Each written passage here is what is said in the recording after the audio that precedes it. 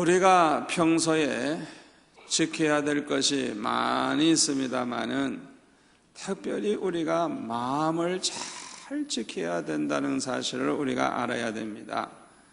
이 마음을 잘 지켜야 돼요. 이 마음을.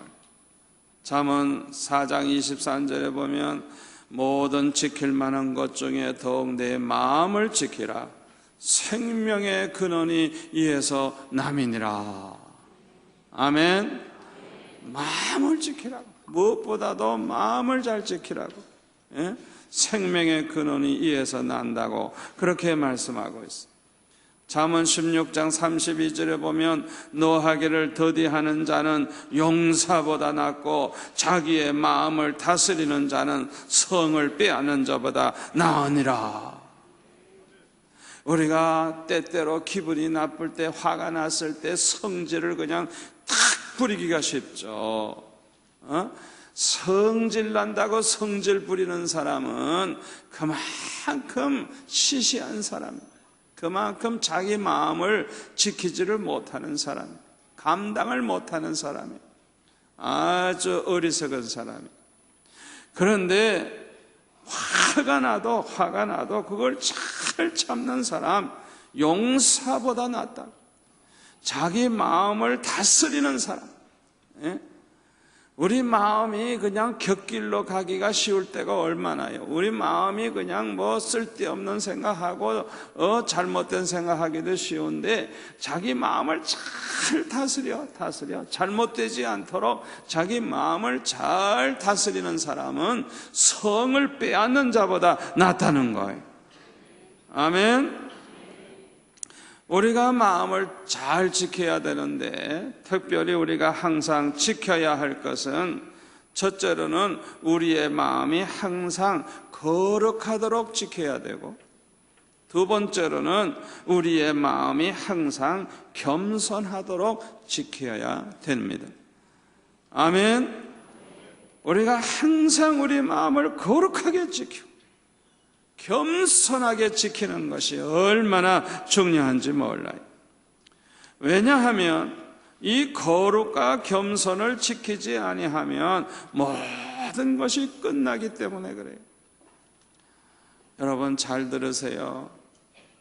아무리 인물이 잘났고 아무리 체구가 좋고 아무리 학벌이 좋고 아무리 높은 지위에 있고 좋은 걸 다 가졌다고 할지라도 거룩을 잃어버린 아주 더러운 인간이 되면 그 사람은 끝난 인간입니다. 아무리 얼굴 잘생겼으면 뭐하고 아무리 학벌이 좋으면 뭐하고 아무리 세상에 지위가 있으면 뭐해요.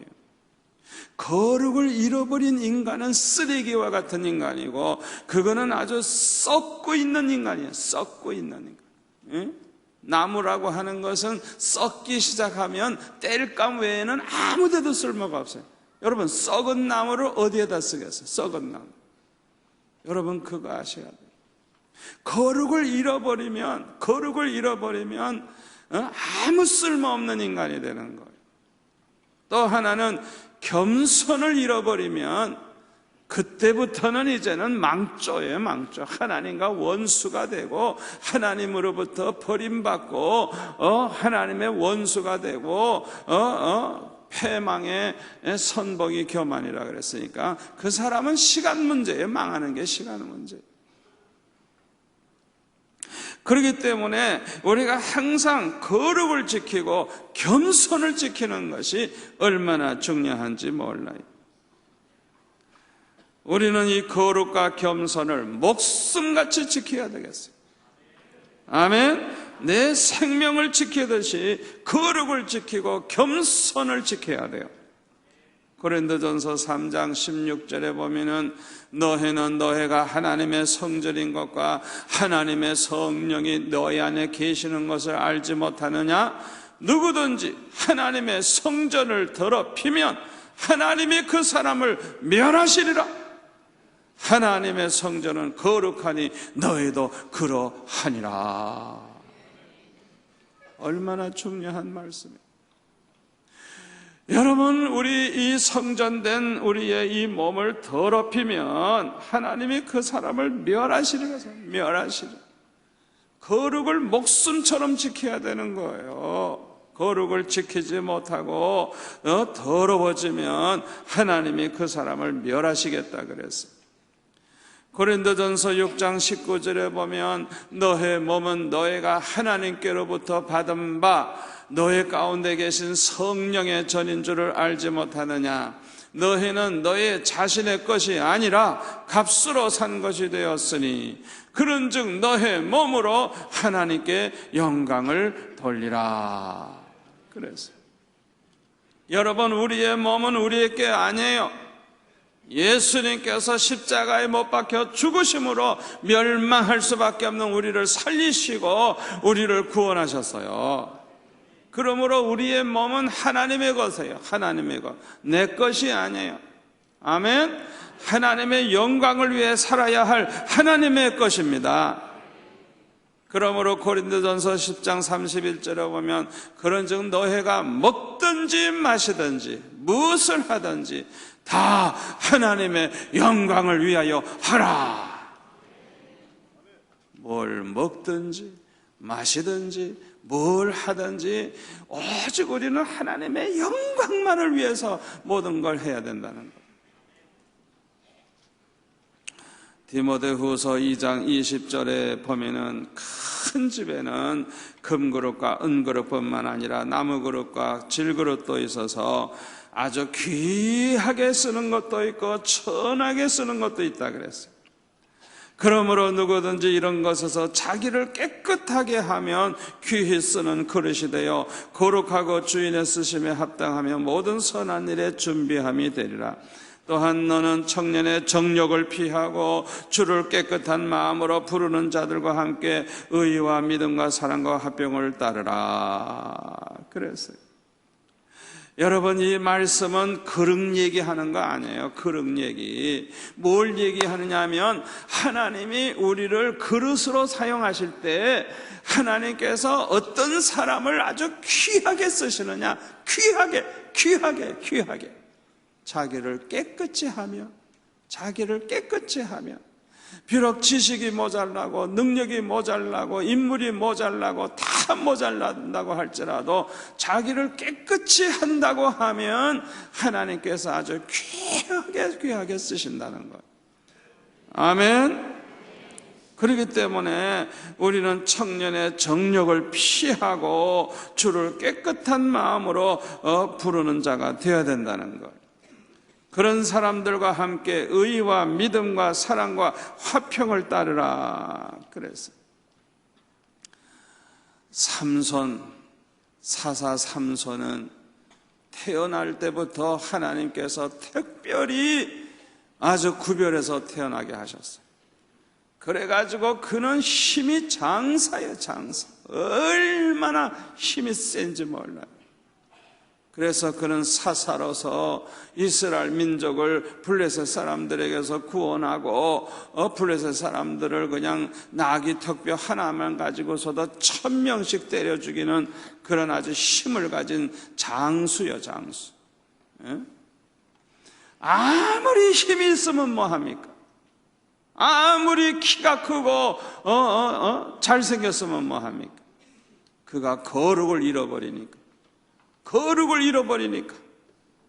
기생의 무릎을 베고 잠을 자고 거룩을 잃어버리니까 머리를 깎이우게 되고 두 눈 뽑히우게 되고 쇠사슬에 묶여가지고 그 다음에 당나귀가 돌리는 맷돌이나 대신 돌리다가 블레셋 사람들의 장난감으로 그렇게 쓰임받다가 함께 그들과 함께 죽잖아요.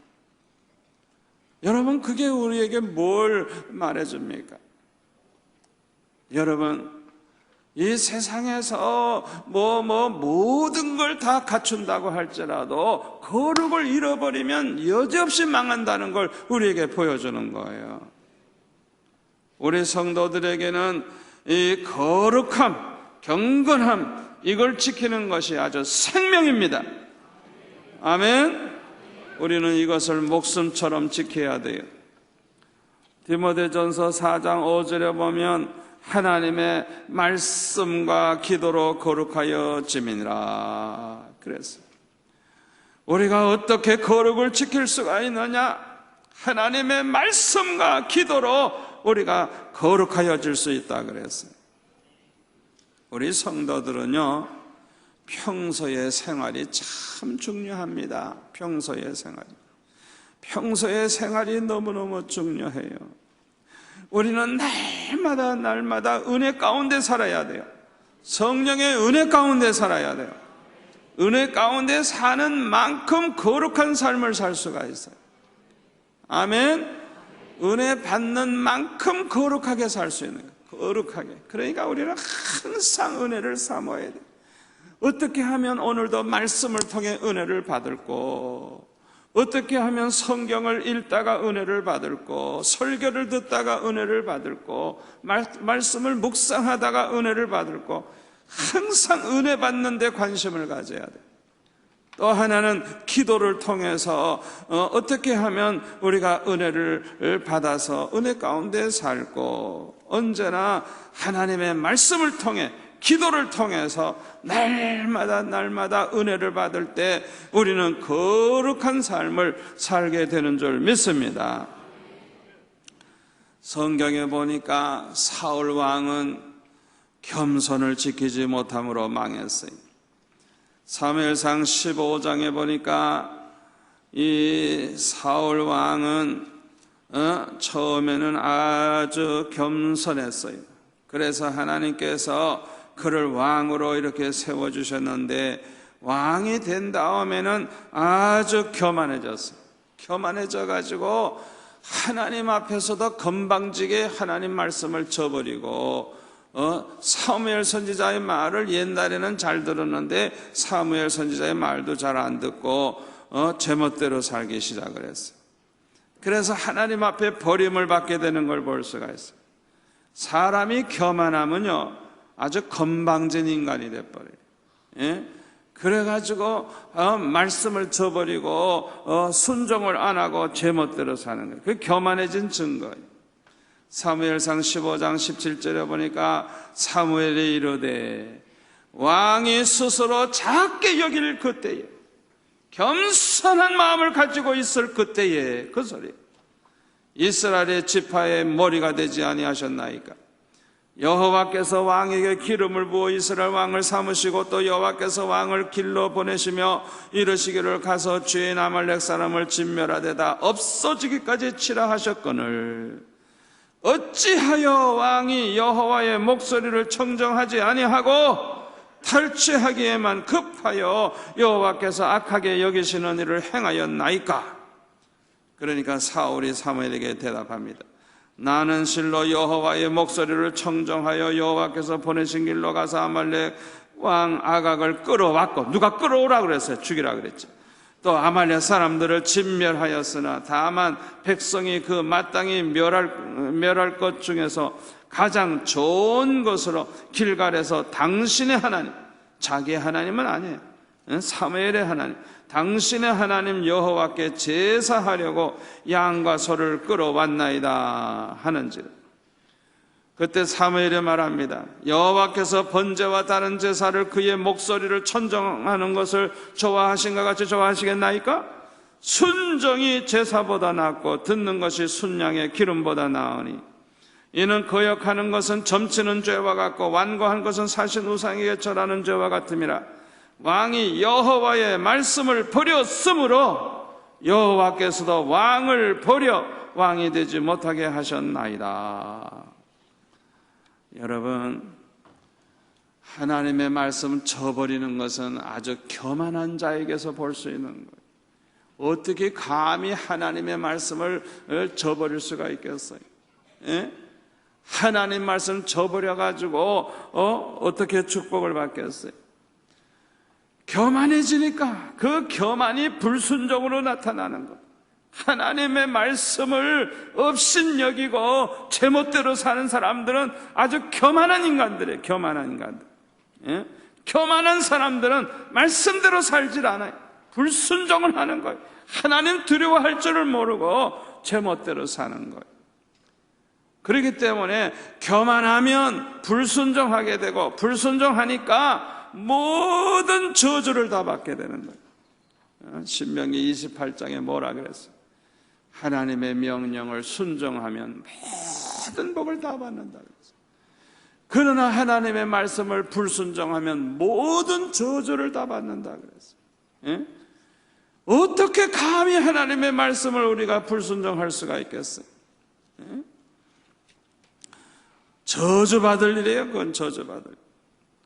그런데 참으로 안타까운 것은 사울이 이렇게 사무엘 선지자를 통해서 책망을 받으면서도 회개치를 아니했던 것입니다. 회개하면 살 길이 열립니다. 회개하면 살 길이 열려요. 아무리 우리가 말씀을 불순종했고 교만했고 잘못했다고 할지라도 회개하면 용서받고 회개하면 살 길이 열립니다. 그런데 사울은 회개를 하지 않은 거예요. 회개를 하지 않은 거예요. 여러분, 회개하면 축복받고 회개하면 살 길이 열립니다.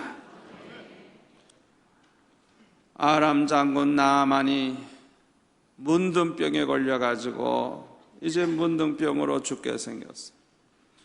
그런데 이 나아만이 자기 집에서 일하는 이스라엘 소녀를 통해서 저 엘리사라고 하는 선지자에게 가면 그 병을 고칠 수 있다는 것을 알고 엘리사에게 찾아왔어요.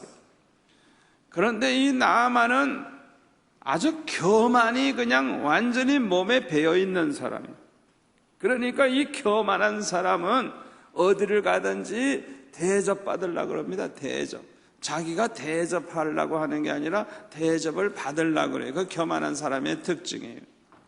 그러니까 머릿속에서 상상을 하고 있는 거예요. 내가 엘리사에게 가면 엘리사가 그냥 달려 나와가지고 아이고 장군님 어서 오시옵소서 급실급실하고 어떻게 오셨나이까? 내 문둥병은 고쳐다오. 그러면 예 이러고 그냥 머리에 손을 얹고 기도하고 별별 상상을 다 했어요. 그런데 엘리사가 밖에 나오지도 아니하고 종을 시켜가지고 저 요단강에 가서 7번 목욕을 하라고 그런다. 그렇게 전달을 하니까 화가 나가지고 그냥 성질이 그냥 이게 교만해진 거예요. 교만해진 거. 아니 지가 문둥병 고침받으러 온 주제에 무슨 성질 내? 성질? 겸손해야 되는데. 그래가지고 그냥 성질을 팍 내면서 돌아가자. 우리나라에 있는 강물이 요단강보다 못하냐? 이러면서 그냥 아니 온몸에 문둥병이 있으니까 사람들 앞에 옷을 벗으면 지금 겉에는 번쩍번쩍하는 그 장군의 옷을 입었는데 그걸 벗으라 그러면 망신당하잖아요. 그러니까 화를 내면서 그냥 돌아가려고 할 때 그 신하 중에 하나가 아버지요 병만 낫는다고 하면 그보다 더한 일이라도 하라는 대로 해야 되지 않겠습니까? 그 얼마나 지혜로운 신하예요. 병만 낫는다고 하면 지금 병 고치러 왔는데 병만 낫는다고 하면 그보다 더한 거 하라고 그래도 해야 되지 않겠느냐. 가만히 들으니까 진짜 그래. 병만 낫는다고 하면 그보다 더한 일이라도 순종해야 되지 않겠어요? 하나님의 은혜로 순종을 하니까 7번 목욕을 하고 나오니까 어린 애기의 그 깨끗한 살과 같이 모든 그 병이 다 나았다고 그랬어요. 불순종하던 사람이라도 교만하던 사람이라도 뉘우치고 순종하면 축복이 임합니다. 꼭 기억하시기를 바랍니다. 교만함으로 말미암아 불순종함으로 말미암아 저주받을 수밖에 없었던 사람이라도 이렇게 말씀을 듣는 순간 깨닫는 순간에 뉘우치고 회개하면 살 길이 열리는 거예요. 기적이 일어나는 거예요. 축복이 임하는 거예요. 얼마나 중요한 말씀인지 모릅니다. 에스겔서 18장 21절에 보면 그러나 악인이 만일 그가 행한 모든 죄에서 돌이켜 떠나 내 모든 율례를 지키고 정의와 공의를 행하면 반드시 살고 죽지 아니할 것이라. 그 범죄한 것이 하나도 기억함이 되지 아니하리니 그가 행한 공의로 살리라. 주 여호와의 말씀이니라. 내가 어찌 악인이 죽는 것을 조금인들 기뻐하랴. 그가 돌이켜 그 길에서 떠나 사는 것을 어찌 기뻐하지 아니하겠느냐.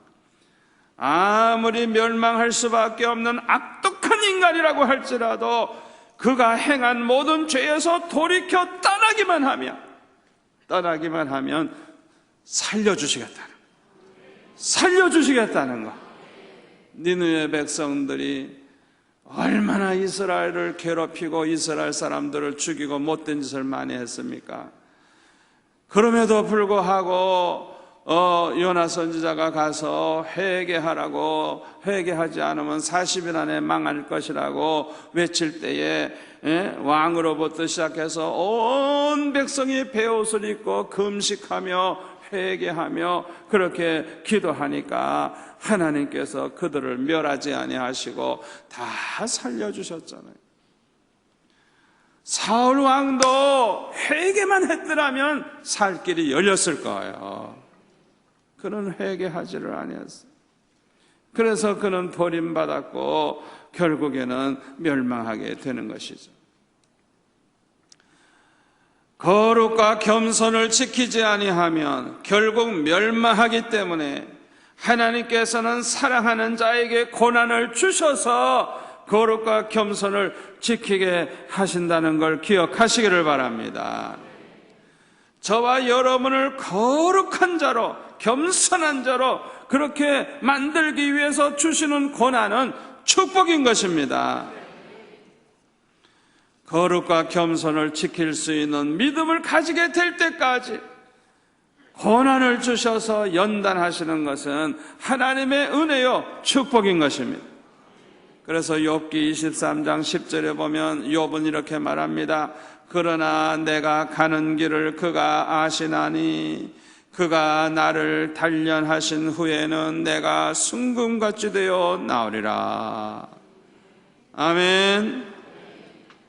저와 여러분을 하나님께서 거룩한 자로, 겸손한 자로 그렇게 만들어가지고 순금과 같은 믿음의 사람으로 만들기 위해서 이렇게 고난을 주시는 것, 우리를 단련하시는 것, 이거는 하나님의 은혜요 축복인 것입니다.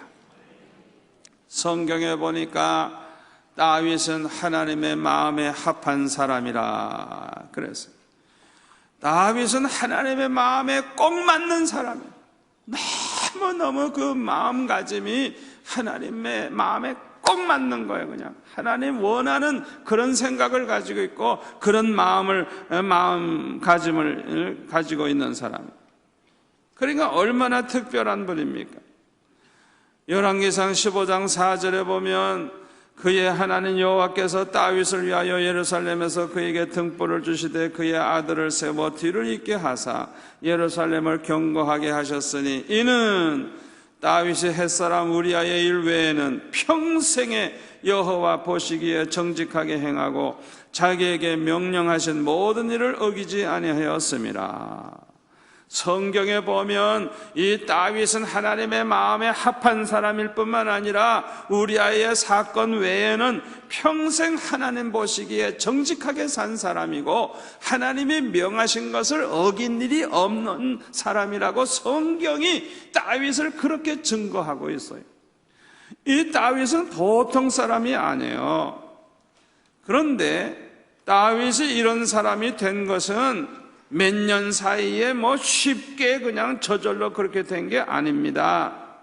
하나님께서는요, 다윗을 이런 사람으로 만들기 위해서 수십 년 동안 고난을 통해서 단련을 하셨어요. 특히 사울 왕으로부터 불과 같은 시험을 당했습니다. 사울 왕이 얼마나 끈질기게 쫓아다니면서 죽이려고 했는지 몰라요. 그러니까 항상 쫓기는 신세가 돼가지고 언제 죽을지 모르는 그런 상황에 있었어요. 이렇게 고난을 당할 때 다윗은 참으로 기도를 많이 했습니다. 이렇게 부르짖으며 기도하다가 보니까 다윗은 은혜를 받게 되었고, 은혜를 받으니까 믿음이 점점 더 좋아지고 믿음이 점점 더 좋아지고 해서 거룩하게 사는 자가 되었습니다. 그러므로 시편 119편 67절에 보면 고난당하기 전에는 내가 그릇 행하였더니 이제는 주의 말씀을 지키나이다. 71절에 보면 고난당한 것이 내게 유익이라 이로 말미암아 내가 주의 율례를 배우게 되었나이다. 고난은 괴롭지만은 그 고난을 통해서 내가 바르게 살게 되고 말씀대로 살게 되고, 아멘. 그렇게 거룩한 자가 됐다고 하면 그 고난은 나를 축복해 주는 것입니다. 내게 유익한 것입니다. 아멘. 시편 3편에 보면은 다윗은 이렇게 시를 썼습니다. 여호와여, 나의 대적이 어찌 그리 많은지요. 일어나 나를 치는 자가 많으니이다. 많은 사람이 나를 대적하여 말하기를 그는 하나님께 구원을 받지 못한다 하나이다. 셀라. 여호와여, 주는 나의 방패시요 나의 영광이시요 나의 머리를 드시는 자이시나이다. 내가 나의 목소리로 여호와께 부르짖으니 그의 성산에서 응답하시는도다. 셀라.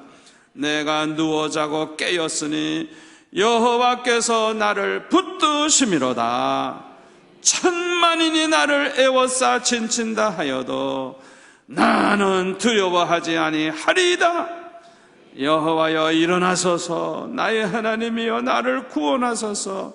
주께서 나의 모든 원수의 뺨을 치시며 악인의 일을 꺾으셨나이다.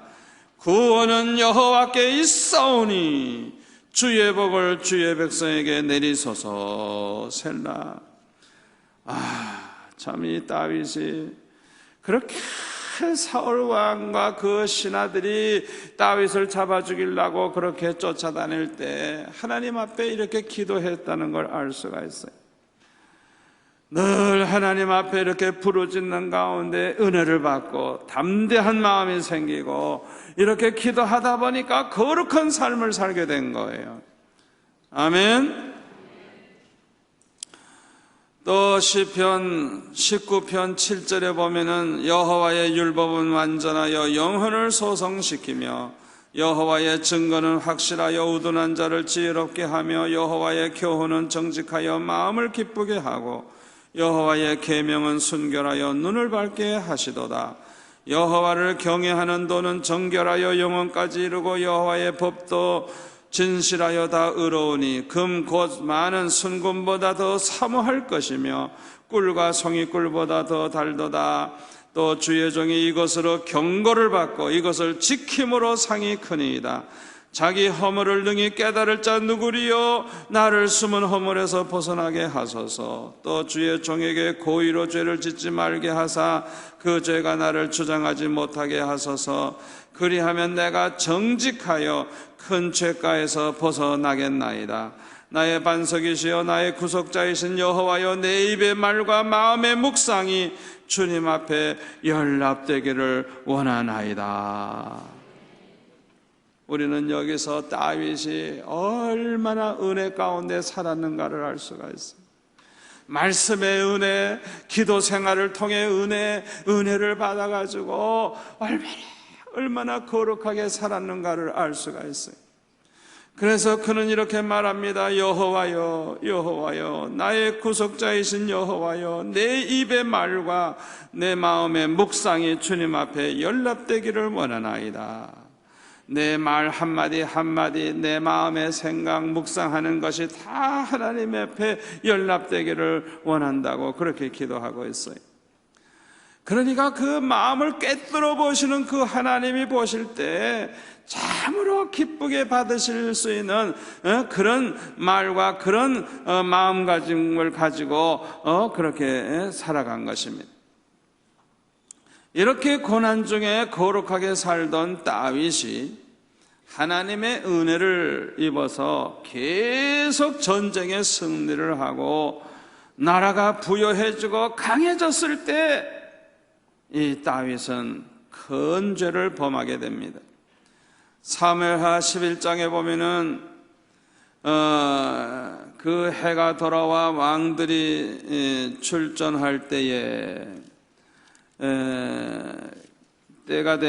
출전할 때가 되매 다윗이 요압과 그에게 있는 그의 부하들과 온 이스라엘 군대를 보내니 그들이 암몬 자손을 멸하고 랍바를 에워싸고 다윗은 예루살렘에 그대로 있더라. 그러니까 이제는 다윗이 나아가 전쟁도 안 해요. 자기 그저 군대가 나가서 싸워가지고 계속 이기는 거예요. 그러니까 나라는 점점 넓어지고 점점 더 부여해지고 점점 강해지는 거예요.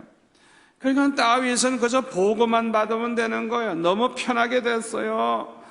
여러분, 이렇게 나라가 잘 되고 부여해지고 편안할 때 조심해야 되는 게 뭐냐? 교만해지지 않도록 조심해야 되는 거예요. 아멘. 교만해지면 한눈 팔기 시작을 하는 거예요. 하나님의 말씀을 멀리하게 되는 거예요. 그러다가 보면은 사탄이 우리 안에 역사하면 쓰러지고 넘어지고 못할 짓을 하게 되는 거예요. 2절에 보니까 저녁 때에 다윗이 그의 침상에서 일어나, 아니 대낮에 무슨 낮잠을 그렇게 자? 하루 종일 잔 모양이라. 그래서 저녁 때 일어났대. 글쎄, 저녁 때. 저녁 때 일어나가지고 왕궁 옥상에서 거닐다가 그곳에서 보니, 아직 해가 안 진 모양이죠. 한 여인이 목욕을 하는데 심히 아름다워 보이는지라. 다윗이 사람을 보내 그 여인을 알아보게 하였더니 그가 아뢰되 그는 엘리암의 딸이요 햇사람 우리아의 아내 밧세바가 아니니까 하니, 우리아 장군의 아내 밧세바라는 걸 분명히 얘기했어요. 지금 전쟁터에 나아가서 전쟁하고 있는 우리아 장군의 아내라는 겁니다. 보통 사람이 아니에요. 다윗을 위해서 목숨을 걸고 충성하는 충신입니다. 그런데 그 충신의 아내가 지금 목욕을 한 걸 보고 나서는 4절에 보니까 다윗이 전령을 보내어 그 여자를 자기에게로 데려오게 하고 그 여자가 그 부정함을 깨끗하게 하였으므로 더불어 동침하며 그 여자가 자기 집으로 돌아가니라. 그 여인이 임신하며 사람을 보내 다윗에게 말하여 이르되 내가 임신하였나이다 하니라. 이 얼마나 기가 찬 노릇입니까? 다윗이 이렇게 그 여인이 임신했다는 것을 알고 요압 장군에게 기별을 해서 햇사람 우리아를 내게 보내라 하며 요압이 우리아를 다윗에게 보내니 우리아가 다윗에게 이르매 다윗이 요압의 안부와 군사의 안부와 싸움이 어땠는지를 묻고 그가 또 우리아에게 이르되 네 집으로 내려가서 발을 씻으라 하니 우리아가 왕궁에서 나가며 왕의 음식물이 뒤따라 가니라. 그러나 우리아는 집으로 내려가지 아니하고 왕궁 문에서 그의 주의 모든 부하들과 더불어 잔지라. 이유가 뭐냐?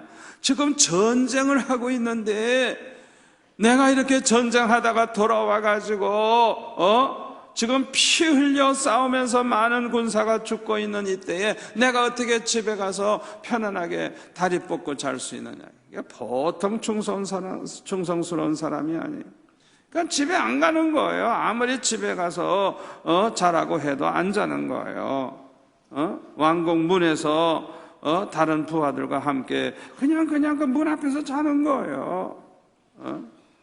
아무리 해도 집에가 안 자니까 어떻게 해요? 요놈의 자식 죽여버려야 되겠다. 그래가지고 요압에게 편지를 써가지고 전쟁터에 맨 앞에 내세워가지고 그냥 화살에 맞아 죽도록 그렇게 그냥 만들어가지고 우리아 장군을 죽게 만들었어요. 그리고 우리아 장군이 죽은 다음에는 이 밧세바를 아예 데리고 들어와서 자기 아내로 삼고 그렇게 참 큰 죄를 범했어요. 얼마나 못된 죄입니까? 신하의 아내를 빼앗은 것도 죄요. 남편을 죽인 것도 죄요. 얼마나 큰 죄입니까? 그래서 나단 선지자가 사무엘하 12장 7절에 보면 책망을 합니다.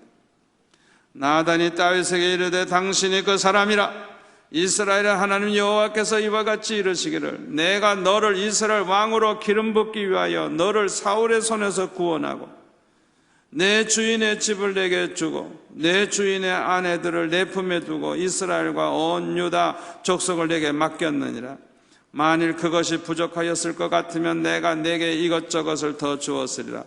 그러한데 어찌하여 내가 여호와의 말씀을 업신여기고 나보기에 악을 행하였느냐? 내가 칼로 햇사람 우리아를 치되 암몬 자손의 칼로 죽이고 그의 아내를 빼앗아 내 아내로 삼았도다.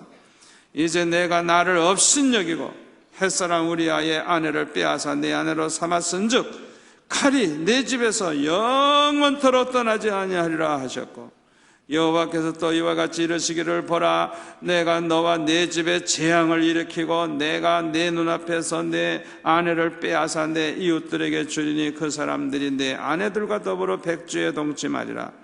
너는 은밀히 행하였으나 나는 온 이스라엘 앞에서 백주의 일을 행하리라 하셨나이다 하니 다윗이 나단 선지자에게 이르되 내가 여호와께 죄를 범하였노라. 내가 죄를 범하였나이다. 겸손히 회개합니다. 나단이 다윗에게 말하되 여호와께서도 당신의 죄를 사하였었나니 당신이 죽지 아니하려니와 이 일로 말미암아 여호와의 원수가 크게 비방할 거리를 얻게 하였으니 당신이 낳은 아이가 반드시 죽으리이다 하고 나단이 자기 집으로 돌아갔다 그랬어요. 다윗이 그렇게 오랫동안 고난을 당하면서 단련을 받았음에도 불구하고 다윗이 이렇게 범죄한 것을 보면 그의 마음속에는 타락의 근성이 남아 있었다는 것을 알 수가 있어요. 이 타락의 근성은 좀처럼 없어지지 아니한다는 것을 알 수가 있어요. 저와 여러분이 지금은 이렇게 성전에 나와 철학 기도를 하고 기도하고 은혜 받은 것 같고 거룩한 것 같지만은 그럼에도 불구하고 우리의 육신 속에는 타락의 근성이 남아 있는 거예요. 그게 좀처럼 없어지지 아니하는 거예요. 그래서 이 타락의 근성이 언제 폭발할지 모르는 거예요. 언제 머리를 들고 나올지 모르는 거예요. 다윗과 같이 그렇게 은혜 많이 받은 사람, 다윗과 같이 그렇게 훌륭한 사람도 이렇게 갑자기 큰 죄를 범한 것을 볼 때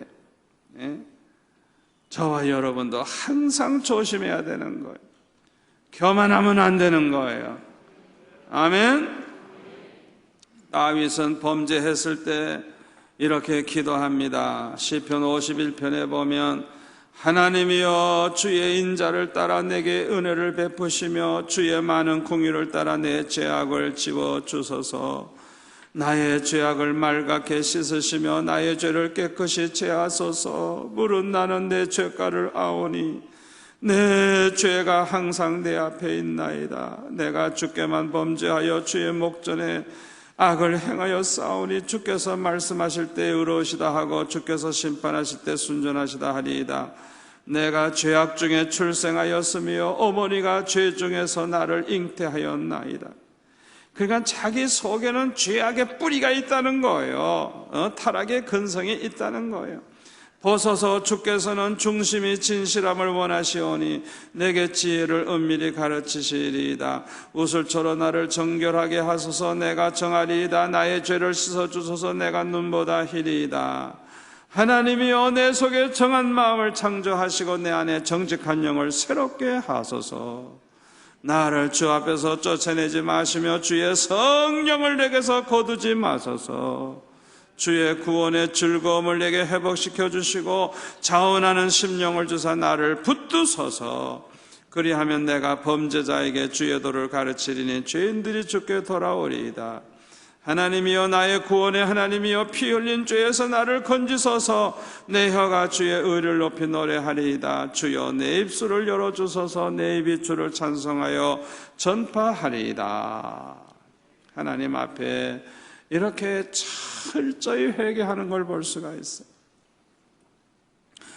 이 다윗이 이렇게 범죄한 것을 보면 두 번째로 뭘 알 수가 있느냐?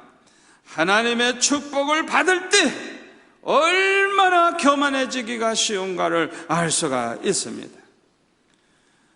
다윗이 교만해진 증거가 뭡니까? 사무엘하 12장 9절에 보면 그러한데 어찌하여 내가 여호와의 말씀을 업신여기고 나보기에 악을 행하였느냐. 이게 교만해진 증거잖아요. 또 10절에도 보면 이제 내가 나를 업신여기고 햇사람 우리아의 아내를 빼앗아 내 아내로서 삼았은즉. 나를 업신여기고 하나님을 업신여기는 세상에 이런 건방진 짓을 어떻게 할 수가 있어요? 아주 교만해진 증거죠. 다윗이 이로 인하여 하나님의 진노를 받게 되는데 다윗이 망하지 아니하게 된 것은 즉시 회개했기 때문인 것입니다. 이것이 사울 왕과의 차이점입니다. 회개하면 살 길이 열립니다.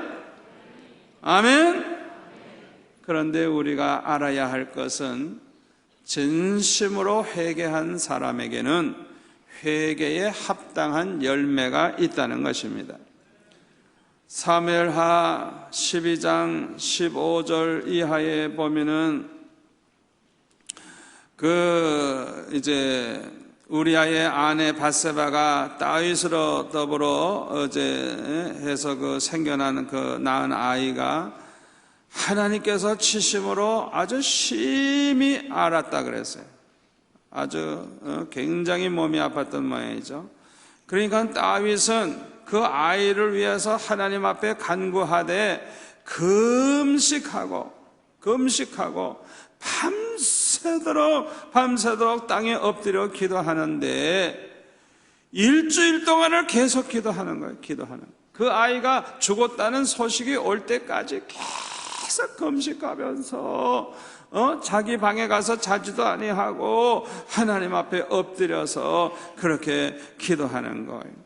하나님 앞에 회개하면서 그 아이를 살려달라고 기도하는 거예요. 이게 그 다윗의 겸손한 태도, 회개에 합당한 열매를 이렇게 보여주는 거예요. 아멘. 하나님께서 징계하시면 정신 차리고 기도하는 게 겸손한 태도지. 하나님이 벌써 몽둥이를 들어도 딴청만 하고 기도도 하지 않고, 그건 아주 잘못된 태도예요. 또 사무엘하 16장 5절 이하에 보면은 사울의 친족 그 시므이가 막 저주를 할 때 그 다윗의 태도를 보면 다윗이 얼마나 겸손한지 알 수가 있습니다. 다시 말하면 다윗은 회개함으로 겸손한 자가 되었는데 그 회개에 합당한 열매가 나타나고 있는 거예요. 이 시므이라고 하는 사람이 저주하기를 피를 흘린 자여 사악한 자여 가거라 이러면서 막 그냥 그 압살롬에게 쫓겨서 피난 가는 다윗에게 막 놀려대고 못된 말을 합니다. 그때 그 부하 중에서 아비새라고 하는 장군이 이 죽은 개가 어찌 내 주 왕을 저주하리까 청하건대 내가 건너가서 그의 머리를 베게 하소서 할 때에 다윗은 이렇게 말합니다. 수리아의 아들들아, 내가 너희와 무슨 상관이 있느냐? 그가 저주하는 것은 여호와께서 그에게 다윗을 저주하라 하심이니 내가 어찌 그리하였느냐 할 자가 누구겠느냐 하고, 또 다윗이 아비새와 모든 신하들에게 이르되 내 몸에서 난 아들도 내 생명을 해하려 하거든 하물며 이 베냐민 사람이랴. 여호와께서 그에게 명령하신 것이니 그가 저주하게 버려두라. 혹시 여호와께서 나의 원통함을 감찰하시니 오늘 그 저주 때문에 여호와께서 선으로 내게 갚아주시리라.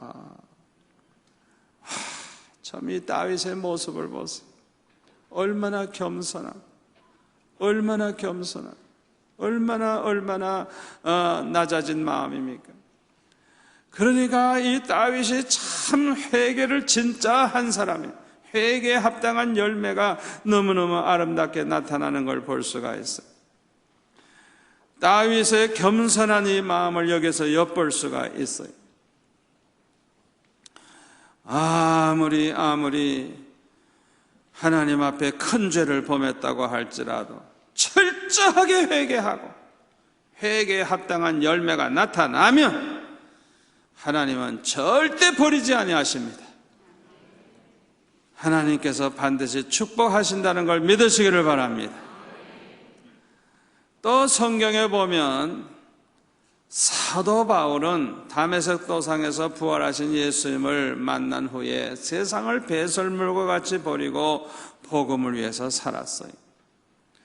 사도행전 13장 9절에 보면 바울이라고 하는 이 사울이 성령이 충만하여 그를 주목하고 이르되 모든 거짓과 악행이 가득한 자여 마귀의 자식이여 모든 의의 원수여 주의 바른 길을 굽게 하기를 그치지 아니하겠느냐.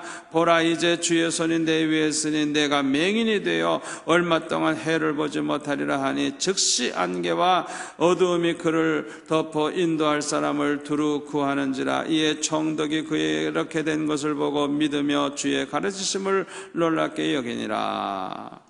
이게 무슨 얘기냐 하면 사도행전 13장에 보면은 이제 이 사도 바울이 총독에게 전도를 하려 그러니까 총독과 함께 있던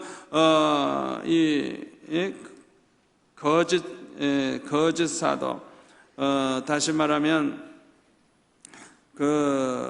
잘못된 그 사람이 어떻게 해서든지 그 총독에게 전도하지 못하도록 예수 믿지 못하도록 방해를 할 때 사도 바울이 그냥 그 못된 사람에게 이렇게 책망을 했더니 그냥 그 말한 대로 그대로 그냥 갑자기 두 눈을 멀어가지고 막 방황을 하게 됐다는 얘기예요. 사도 바울에게 하나님께서 이렇게 말씀의 능력이 있고 이렇게 권세가 이렇게 있도록 하나님이 해주셨어요. 또 사도행전 14장 8절에 보면 루스드라에 갔을 때는 나면서 안진병이 된 사람을 일어나게 했더니 그 동네 사람들이 하는 얘기가 신들이 사람의 형상으로 우리 가운데 내려오셨다 하면서 제사를 지내려고 막 그랬어요.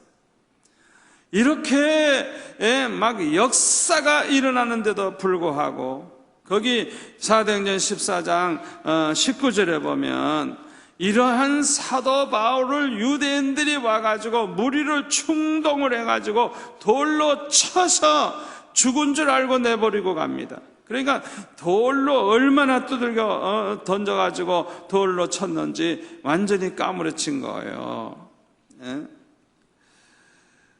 참 놀라운 일이 아닙니까? 이상한 일이 아닙니까? 주님을 위해서 사는 하나님의 종, 이렇게 능력이 나타나면 이렇게 핍박하는 자들도 다 거꾸로 틀리면 좋겠는데 왜 그들로부터 돌에 맞아서 그렇게 까무러치게 되느냐 말이에요. 이후에도 보면 계속 핍박을 당하고 고난을 당하는 걸 볼 수가 있어요. 사도 바울과 같이 훌륭한 하나님의 종, 좀 권세를 주시고 능력을 주셔서 막아주시면 얼마나 좋겠어요. 그러나 그렇게 하지 아니하시고 계속 핍박을 당하게 하시고 계속 고난을 당하게 하세요. 고린도후서 11장 23절 이하에 보면 사도 바울이 얼마나 고난이 많았는가 알 수 있습니다. 그들이 그리스도의 일꾼이냐 정신없는 말을 하거니와 나는 더욱 그러하도다. 내가 수고를 넘치도록 하고 옥에 갇히기도 더 많이 하고 매도 수없이 맞고 여러 번 죽을 뻔하였으니 유대인들에게 40에서 하나 감한 매를 5번 맞았으며 3번 태장으로 맞고 1번 돌로 맞고 3번 파선하고 일주야를 깊은 바다에서 지냈으며 여러 번 여행하면서 강의 위험과 강도의 위험과 동족의 위험과 이방인의 위험과 시내의 위험과 광야의 위험과 바다의 위험과 거짓 형제 중에 위험을 당하고, 예수 믿는 척하고 접근을 해가지고 사기 쳐먹는 사람들 있잖아요. 거짓 형제 중에 위험을 당하고, 또 수고하며 애쓰고 여러 번 자지 못하고 줄이며 목마르고 여러 번 굶고 춥고 헐벗었노라. 참 희한한 일이죠. 사도 바울과 같이 그렇게 하늘 주님을 위해서 사는 사람, 그렇게 헌신된 사람, 그렇게 목숨 바쳐 주를 위해 사는데 왜 이렇게 헐벗고 굶주리고 고생하게 하느냐.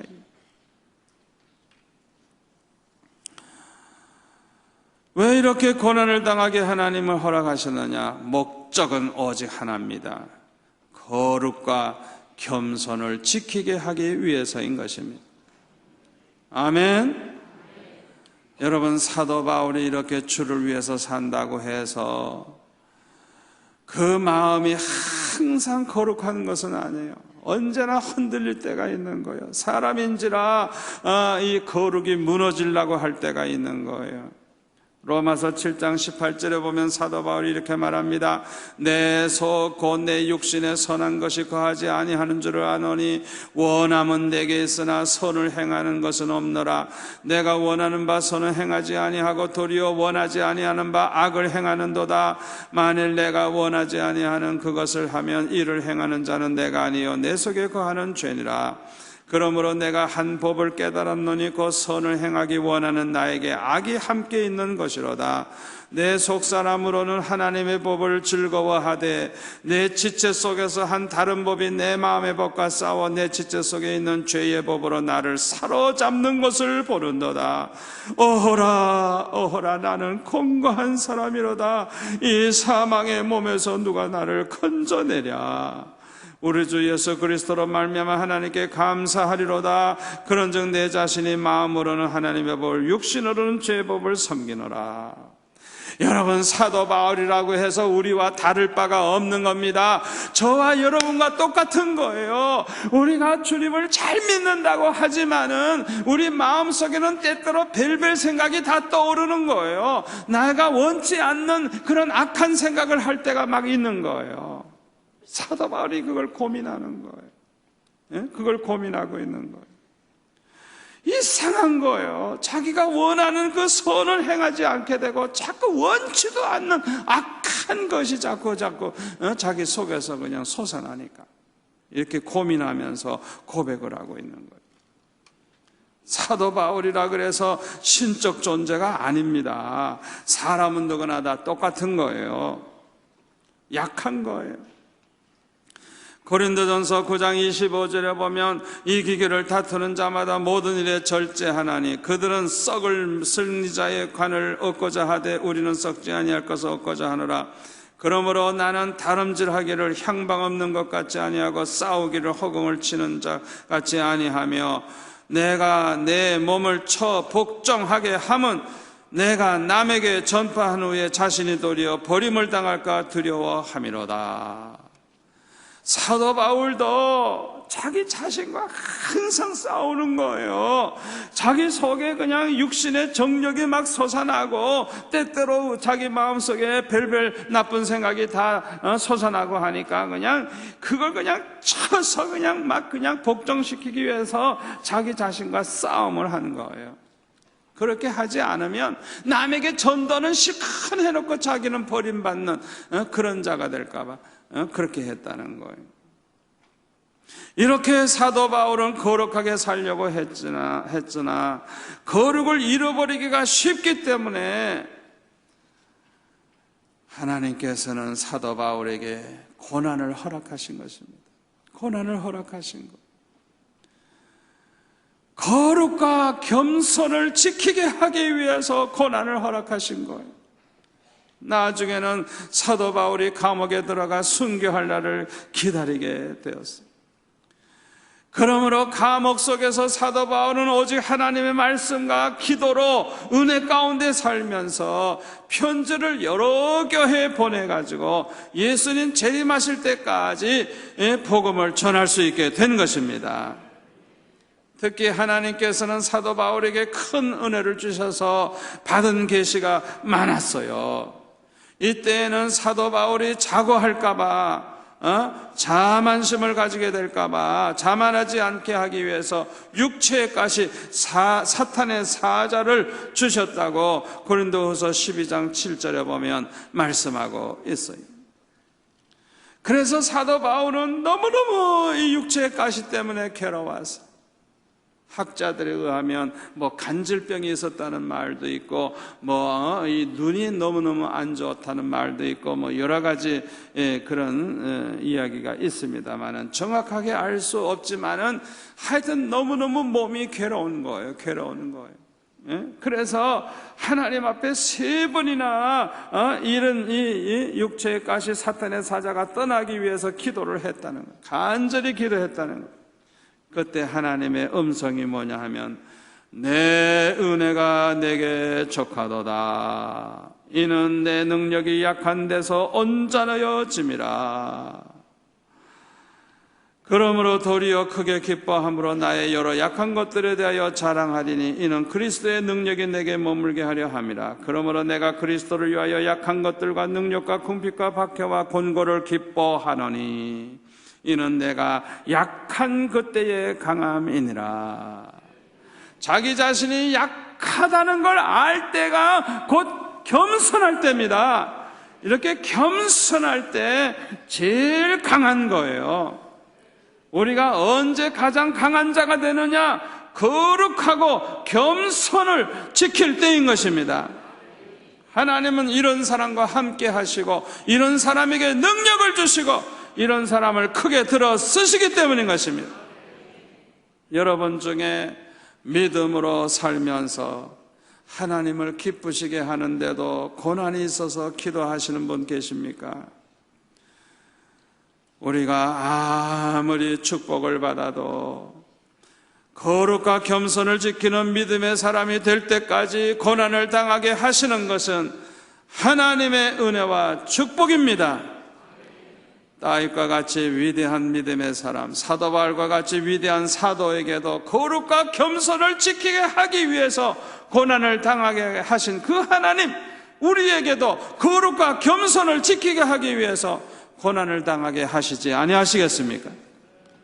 고난은 괴롭지만은 고난 때문에 깨어 기도하고 고난 때문에 거룩하게 살고 고난 때문에 겸손하게 살 수 있다고 하면 그 고난은 하나님의 은혜요 축복인 것입니다. 문제는 고난이 있어도 깨어 기도하지 아니하고 거룩하게 살지 않고 교만한 마음을 가지고 사는 사람들이 문제입니다. 이런 사람들은 헛되이 고난을 받는 사람들이에요.